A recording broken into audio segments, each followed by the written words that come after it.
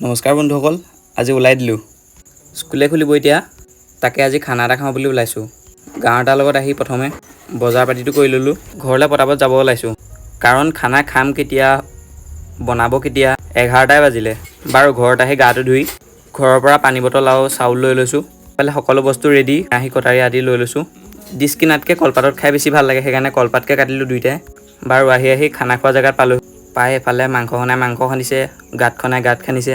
বহা মানুহে বহিছে, কাম কৰাই কাম কৰিছে। জুই চুই ধৰি কেৰাহীতে ভাতটো বহাই দিলে। যিহেতু আমি বতুৱা নাই অনা, আকৌ এনেতে বক্স এটা লৈ আহিলে, গান লগাই আছে।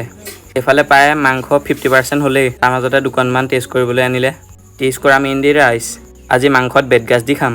আপোনালোকে মাংসত বেতগাজ দি খাই পাইছেনে বাৰু? এবাৰ খাই চাবচোন, কি মজা লাগে। বাৰু মাংস হ'ল, ভাতো বাঢ়িলে, মজা হৈছে দেই খাবলৈ। আজি খানাটোৰ ক্ৰেডিট নিৰ্মালী বাই পায়। বাৰু আজিলৈ এৰিছোঁ, নেক্সট এটা ভিডিঅ'ত লগ পাম। সকলোৱে ছাবস্ক্ৰাইবটো কৰি দিবা। আমি এতিয়া ভাত খাওঁ, বাই বাই।